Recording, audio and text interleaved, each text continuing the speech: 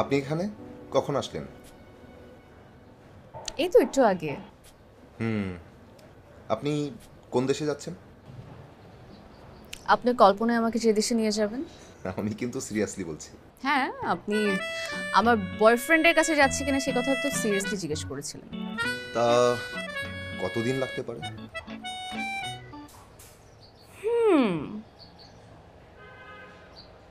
আমার যাওয়া নিয়ে মনে হচ্ছে আপনি কিছুটা চিন্তিত। কিছুটা না, অনেকটা। অনেক অনেক চিন্তা হয় তোমাকে নিয়ে। কোন দেশে যাচ্ছ তুমি? হাড় হিম করা বরফের দেশে, পেঙ্গুইনের বেশে, নাকি তপ্ত গরম মরুভূমির দেশে? বেদুইন কোনো কাফেলার বেশে? যাবে যাও, জেনে রেখো, অতি ঠান্ডা, অতি গরম এবং অতি ভালোবাসা, অতি সবকিছুই আমার শত্রু। তাহলে কি আমার শত্রুর সাথে তোমার আগামীর বসবাস? আপনার গার্লফ্রেন্ড কি দেশের বাইরে থাকে? আহা, মাত্র কবিতাটা বানালাম। এখানে প্রেমিকা আসলো কোত্থেকে?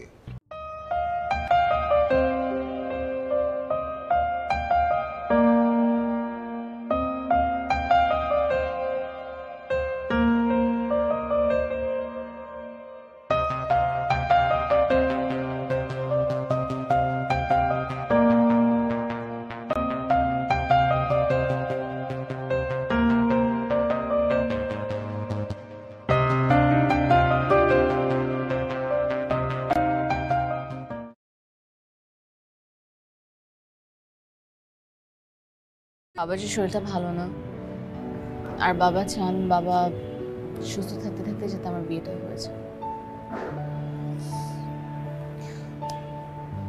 বাবা মা অসুস্থ হলে না এরকম স্টেজে তাদেরকে নাও বলা যায় না। হুম, এটাও ঠিক, যুক্তিযুক্ত। আমি কখনো প্রেম প্রেম করি নাই, কিন্তু ইদানিং মনে হচ্ছে যে কারোর জন্য আমার একটু অনুভূতি তৈরি হচ্ছে। অনুভূতিটাই আসল, এটাই সত্য, আর কোনো কিছুই কোনো কিছু না।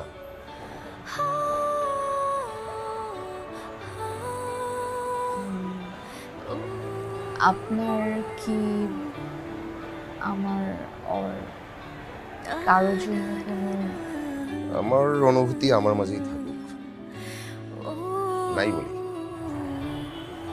আপনি কি একদমই বিয়ে করবেন না? বলেছিলাম তো, করতেও পারি যদি আমার মনের মতো কাউকে পাই, সে আমাকে বুঝবে, তাহলে করতেও পারি। পাননি না?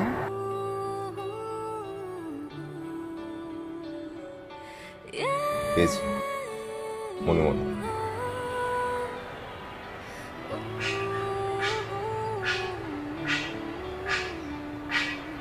প্রকাশ করতে চাচ্ছেন না? প্রকাশ করে আর কি ফায়দা? আপনার তো বিয়েই হয়ে যাচ্ছে।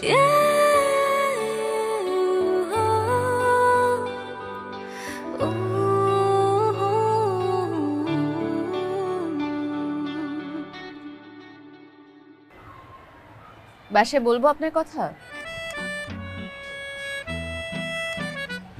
মানে সত্যি?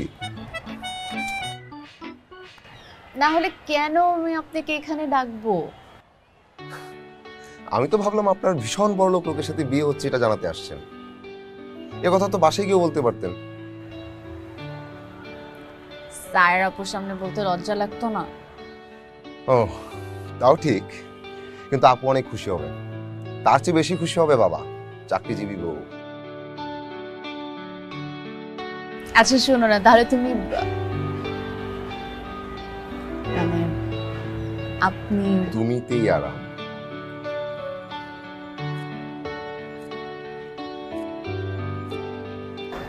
তাহলে তুমি তোমার বাসায় আমার কথা বলো না, আমি বাবাকে তোমার কথা বলি। আমার বাসায় কি বলবো, তাও তো রাজি হয়ে বসে আছে, আমি জানি।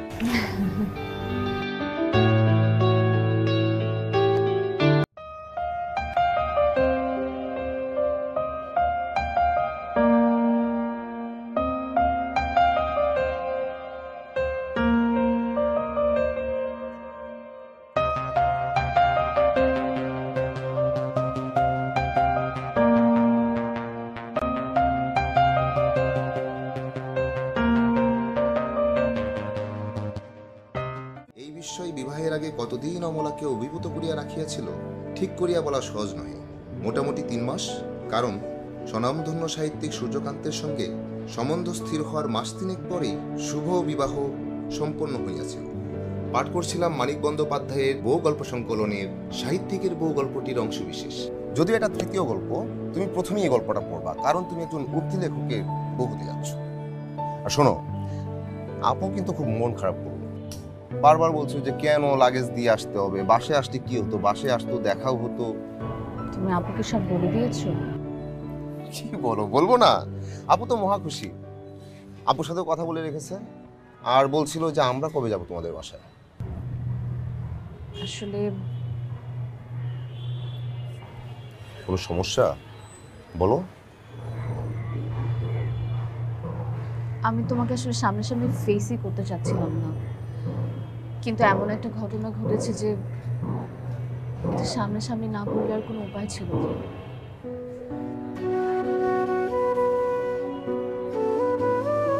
ও,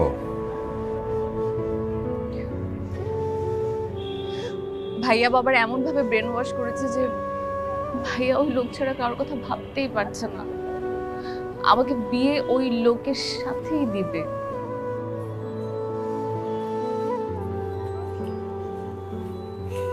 তুমি কি সিদ্ধান্ত নিলে?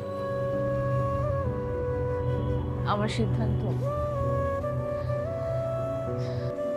পৃথিবীতে এরকম অনেক মানুষ আছে যারা নিজেদের মতো করে বাঁচতে পারে না।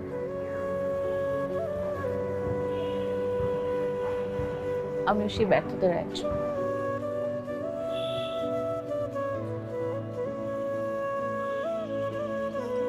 ভালো থেকো। আমি মনে হয় তোমার তোমার ফ্যামিলির কাছে ছোট করলাম, পারলে আমাকে মাফ করে দিও। এখানে তোমার কোনো দোষ নেই মেয়ে। তুমি যদি এইভাবে আমাকে বলো, আমি নিজেকেই ক্ষমা করতে পারবো না।